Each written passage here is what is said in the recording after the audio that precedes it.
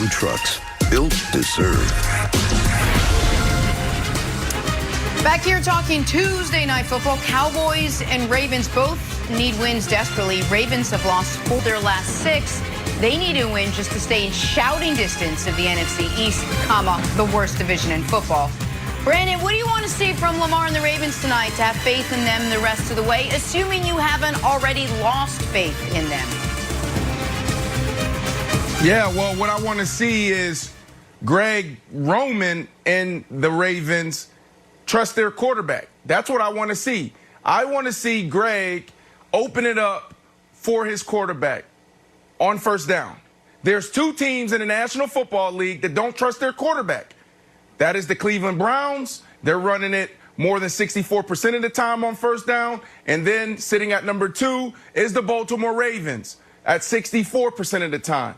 So I need to see Greg open it up. This is the week to get it done. We keep talking about Lamar Jackson. Is he a franchise quarterback? Can he throw the ball? Yes, he can if you build the right offense around him. Now it's time to take a step forward with our philosophy and our approach to offense. Greg Roman is phenomenal at putting together a running. As a Chiefs fan, I'm still a little afraid of Baltimore. I know Lamar's never beaten Mahomes. I know the Chiefs killed him early this year.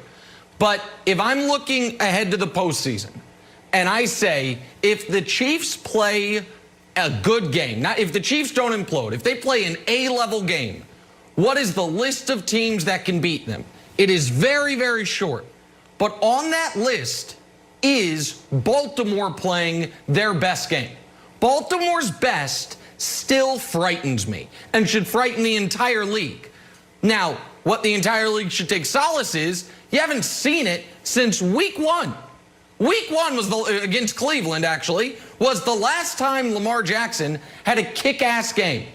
We're in week 13, Tuesday night of week 13, and we haven't seen MVP-level Lamar in 3 months. So if there was ever a day to get back on track, it's today. And for Baltimore, I think they need to focus as far as big picture on trying to fix some of the things Brandon's talking about. And then little picture, they sure as hell better win, because if they lose, they wake up tomorrow morning in 10th place in the conference behind the Patriots. So Wilds, I think if they are still going to be considered contenders, I think they need to win with style points. If they are still going to be a playoff team, they need to win by any means necessary. Playoffs? Hey, don't you think Lamar has a responsibility, Brandon, to be like, hey, I'm the reigning MVP.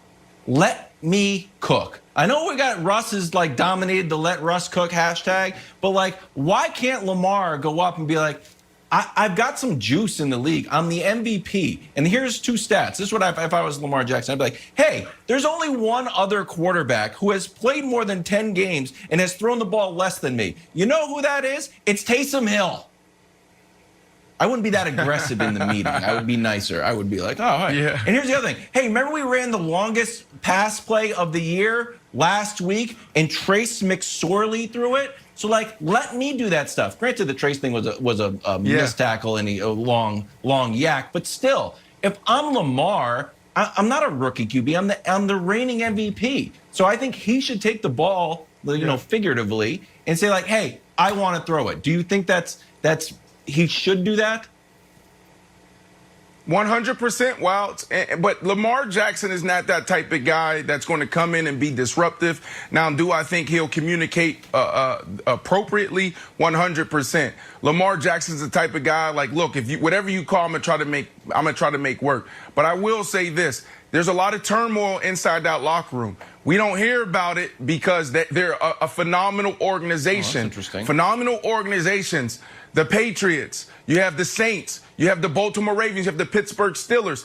You don't really hear what's going on internally, but every team has some stuff. Coaching staffs have some stuff. Players have some stuff. Or ownership has some stuff. So I truly believe the conversations that they've been having the last couple of weeks, maybe even the last month or two, could potentially get this team back on track, because that's what the good teams do. They hold each other accountable internally. They don't let things leak out, and then they figure out a way to get back on track. One of the ways is what you're talking about, Wild. Lamar Jackson, he's not the type of guy that's going to say, look, this is what I absolutely need, but he is the type of guy that's going to say, you know, look, man, we got to figure this out because teams are calling out our plays. Remember that? A couple weeks ago, he said that. Oh, yeah. They know what we're about to do, so they need to figure this out. Well, and for Lamar, it's not just the playoffs and what his statistical resume is going to look like for this year that's on the line. Just to piggyback off Wild's point from last segment, Lamar's also 26 days away from being extension eligible. Ooh. And while what he did last year guarantees he's getting an extension, the bigger question is, Brandon just mentioned Colin Kaepernick. Colin Kaepernick once upon a time got what appeared to be a massive extension, but a lot of it was fake money, was non-guaranteed money, option years on the back end that he ended up never being able to fully realize.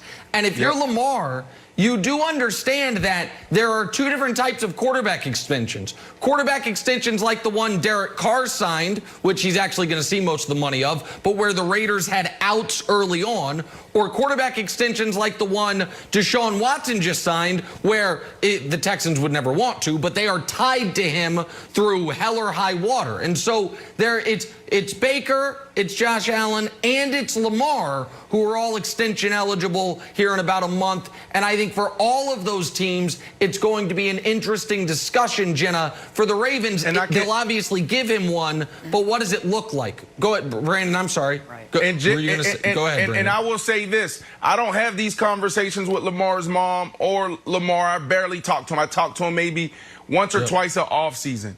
And I can assure you this. There's no way, the way they think, that they're going to sign on that dotted line if those numbers aren't real. Lamar is savvy and he's super smart, and that's why I stand on the table for him, because there's some guys that don't have high IQ, football IQ. This is a guy who is super intelligent. He has all the tangibles that you need to be the face of a franchise for 10-plus years. He just needs the pieces around him to make sense. Wide receivers and an offensive coordinator can develop the passing game.